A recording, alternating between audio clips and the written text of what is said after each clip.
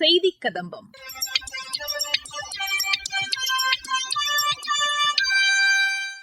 இன்றைய செய்தி கதம்பத்தில் சர்வதேச யோகா தினத்தை முன்னிட்டு சேலம் மாவட்டத்தில் தனியார் கல்லூரி மாணவர்கள் பங்கேற்ற யோகாசன நிகழ்ச்சி குறித்து எமது செய்தியாளர் வழங்கும் செய்தி தொகுப்பு, நீலகிரி மாவட்டத்தில் தூய்மை இந்தியா இயக்கம் சிறப்பாக செயல்படுத்தப்பட்டு வருவது குறித்து எமது செய்தியாளர் வழங்கும் தகவல்கள் மற்றும் மத்திய அரசின் சமூக வலைதள பதிவுகள் உள்ளிட்டவை இடம்பெறுகின்றன.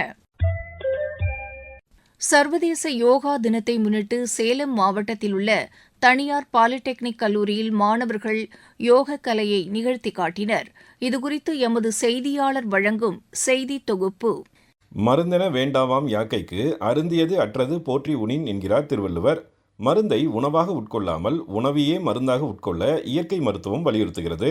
உடலையும் மனதையும் ஒரே நேரத்தில் புத்துணர்வாக்கும் யோகாசனத்தை அனைவரும் நாள் தவறாமல் மேற்கொள்ள வேண்டும் என்பது இயற்கை ஆர்வலர்களின் எதிர்பார்ப்பாக உள்ளது.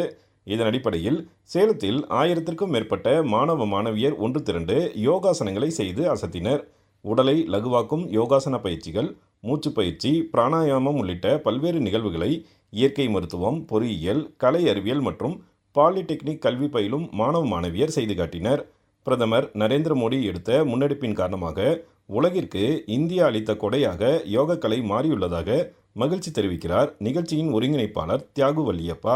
யோகா டே செலிப்ரேட் பண்ணுறது we should thank the Prime Minister first to bring it into an international. இன்னைக்கு இருக்க யங்ஸ்டர்ஸ்லாம் எடுத்துக்கிட்டிங்கன்னா மேபி 17-18 years old எல்லாம் they want results fast. நடப்பாண்டு சர்வதேச யோகா தினம் ஆரோக்கியமான முதுமைக்கான யோகா என்ற பொருண்மையில் கொண்டாடப்படுகிறது.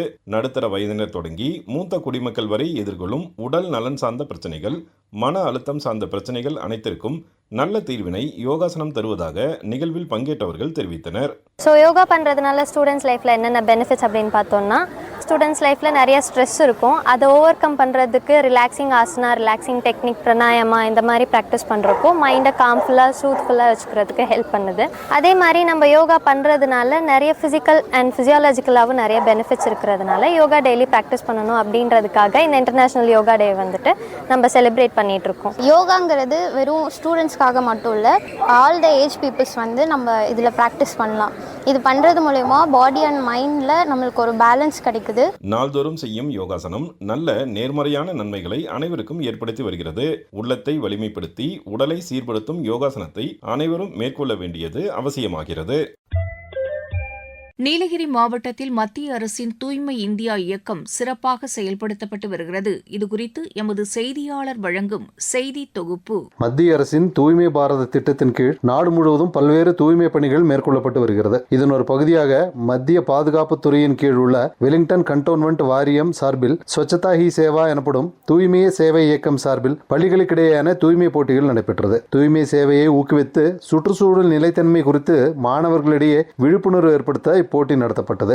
இதில் கலந்து கொண்ட மாணவர்கள் பள்ளி வளாகத்தை சுத்தமாக வைத்தல், பொதுமக்களிடையே தூய்மை குறித்து விழிப்புணர்வு ஏற்படுத்துதல், நகர்ப்பகுதிகளை தூய்மைப்படுத்துதல், குப்பைகளை தரம் பிரித்தல், விழிப்புணர்வு சுவரொட்டி தயாரித்தல், பிளாஸ்டிக் பயன்பாட்டை பள்ளி வளாகத்தில் தடை விதித்தல், ஒருமுறை பயன்படுத்தக்கூடிய பேனாக்களை தவிர்த்தல், கழிவுகளை கொண்டு இயற்கை உரம் தயாரித்தல், அவற்றை பள்ளி பூங்காக்களில் பயன்படுத்துதல், மூலிகை செடிகளை வளர்த்தல், குடும்பத்தார் மற்றும் அருகாமையில் வசிப்பவர்களிடம் தூய்மை குறித்து விழிப்புணர்வு ஏற்படுத்துதல், துணிப்பை தயாரித்து விநியோகித்தல் உள்ளிட்ட பல்வேறு பணிகளில் ஈடுபட்டனர். மெட்ராஸ் ரெஜிமெண்டின் கமாண்டன்ட் கிருஷ்ணேந்து தாஸ் சிறப்பு விருந்தினராக கலந்து கொண்டு உரையாற்றி வெற்றி பெற்றவர்களுக்கு கோப்பை மற்றும் பரிசு தொகையினை வழங்கினார். கண்டோன்மெண்ட் சார்பா நடந்த ஸ்வச்தா காம்படிஷன்ல நாங்க முதல் பரிசு பெற்றிருக்கிறோம். இது ரொம்பவே பெருமையா இருக்கு. ஆசிரியர்கள் சொல்லி கொடுத்த மாதிரியே வீட்டுல இருந்து துணிகளை கொண்டு வந்து துணிப்பை தைச்சு கடைங்களுக்கு அங்க இருந்து பப்ளிக் இருக்கவங்க எல்லாத்துக்குமே கொடுத்தோம்.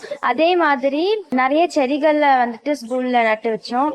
Plastic Benz, plastic water bottle இது எல்லாத்தையுமே பேன் பண்ணோம். அதுக்கப்புறமா வீடு வீடா போய் எல்லாத்துக்கும் எடுத்து சொன்னோம், குப்பையை எப்படி பிரிக்கணும், 4 வகையா பிரிக்கணும் அப்படிங்கறதையும் சொன்னோம். தெருவுல போய் இந்த ஸ்கிட் எல்லாம் பெர்ஃபார்ம் பண்ணி பப்ளிக்ல இருக்க எல்லாத்துக்குமே வந்துட்டு பிளாஸ்டிக்னால வர பாதிப்புகள் அதை எப்படி சரி பண்றது அப்படிங்கறதுல எல்லாம் பர்த்டேல வந்துட்டு சாக்லேட்ஸ் கொடுக்கறத அவாய்ட் பண்ணிட்டோம். அதுக்கு பதிலா ஸ்கூலுக்கு செடி கொண்டு வந்து கொடுக்கறது, இல்லாட்டி புக்ஸ் வாங்கிட்டு வந்து கொடுக்கறது, இந்த மாதிரி விஷயங்கள் செஞ்சோம். இந்த போட்டியில் குன்னூர் சுற்றுவட்டார பகுதியை சேர்ந்த 8 பள்ளிகள் கலந்து கொண்டனர். யோகக்கலையின் முக்கியத்துவம் குறித்து யோகா ஆசிரியர் பிரம்மச்சரணி சரண்யா சைத்தன்யா எமது செய்தியாளருக்கு அளித்த பேட்டி. அவர் பேசுகையில், பிரமாதமான ஒரு விழிப்புணர்வு பார்க்கறதுக்கே பெருமையாக இருக்குது. இப்போ பாரத தேசத்துலேருந்து யோகா வந்தது அப்படின்னு சொல்லி அந்த summer solstice, June 21 summer solstice, அதுக்கு முன்னாலேயே நிறைய பேர் வந்து நிறைய கண்ட்ரீஸில் அந்த தினத்தை வந்து எல்லாம் யோகா பண்ணிட்டு இருந்தாங்க. பப்ளிக் பிளேசஸில் வந்து நியூயார்க் மற்ற இடத்துலலாம் வந்து நடந்துட்டு இருந்தது. ஆனால் பிரதமருடைய இந்த அறிவுறுத்தல்னால இந்த இன்டர்நேஷ்னல் யோகா டே வந்ததுக்கப்புறம் சர்வதேச லெவலில் வந்து யோகாவுடைய பிராபல்யம், அதுவும் நம்ம பாரத தேசத்தோடைய கனெக்ஷனோடு இருக்கிற பிராபல்யம் வந்து ரொம்ப வந்து பிரமாதமாக உலகம் முழுக்க தெரிஞ்சு யோகாவுடைய யோகம், இந்த யோக கலையுடைய ஒரு அறிவு, அது ஒரு பற்றுக்கோடாக இருக்குது உலகத்தில் எல்லா நாடுகள்லையும்.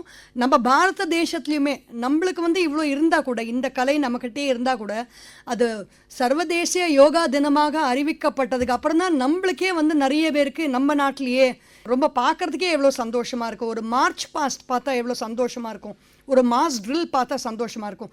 அதை மாதிரி நீங்கள் நினச்சி பாருங்கள், பாரத தேசத்தில் காஷ்மீர்லேருந்து கன்னியாகுமரி வரைக்கும் ஒரு நாளில் காலையிலேருந்து ராத்திரி வரைக்கும் எல்லாரும் யோகத்தை பண்ணிட்டு இருந்தாங்கன்னா நம்ம நாட்டில் இருக்கிற பிரச்சனையெல்லாம் கூட போயிடும். இந்த யோகத்தோடைய மகிமை வந்து இவ்வளோதான் நமக்கு தெரியும். ஆனால் அதோட மகிமை வந்து ரொம்ப சொல்ல முடியாத அளவுக்கு இருக்குது. கொஞ்சம் நிறைய கண்ட்ரீஸில் வந்து 12 வயசு மேலே தான் பண்ணணும்னு ரூல் எல்லாம் இருக்குது. சிரசாசனமாக தலைகீழ நிற்கிறது, அதில் மற்ற போர்சஸ் எல்லாம் வந்து குழந்தைங்கள்லேருந்து ஆரம்பித்தாக்க ஃப்ளெக்சிபிலிட்டி பிரமாதமாக இருக்கும். அவங்கள வந்து பிடிக்கவே முடியாது, அந்த அளவுக்கு ஒரு ஃப்ளெக்சிபிலிட்டி இருக்கும். குழந்தைங்க வந்து பிறக்கும் பொழுதே அவங்க யோக நிலையில தான் இருக்காங்க.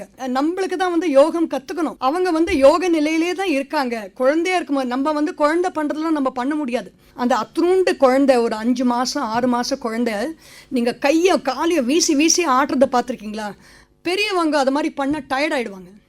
அப்போ அந்த குழந்தைக்கு எவ்வளோ எனர்ஜி இருக்குது, அது எப்படி அந்த எனர்ஜி வந்ததுன்னா அது அந்த யோக நிலையில் அது இருக்குது.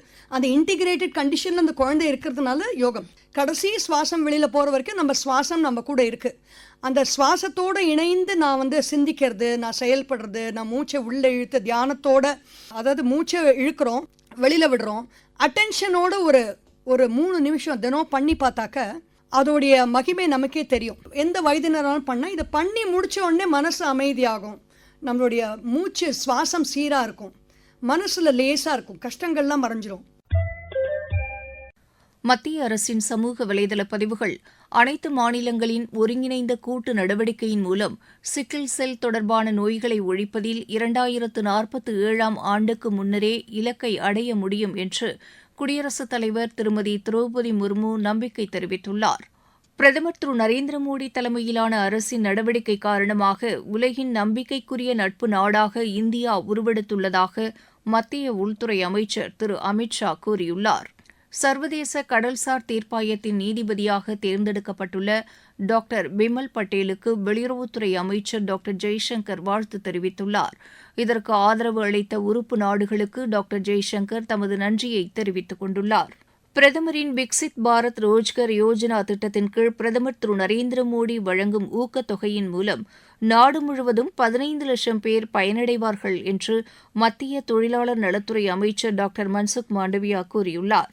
ஒருமுறை 22,000 ரூபாய் செலுத்தினால் நாள் ஒன்றுக்கு 63,218 ரூபாய் வழங்கப்படும் என்பது போன்ற ஒரு திட்டத்தை பாதுகாப்புத்துறை அமைச்சர் திரு ராஜ்நாத் சிங் ஊக்கப்படுத்துவது போல் சமூக ஊடகங்களில் பரவி வரும் செய்தி முற்றிலும் போலியானது என்று மத்திய அரசு தெரிவித்துள்ளது. இது செயற்கை நுண்ணறிவு தொழில்நுட்பத்தின் மூலம் போலியாக உருவாக்கப்பட்டுள்ளது என்றும் இதுபோன்ற எந்தவொரு திட்டத்தையும் மத்திய அரசு ஊக்கப்படுத்தவில்லை என்றும் தெளிவுபடுத்தியுள்ளது.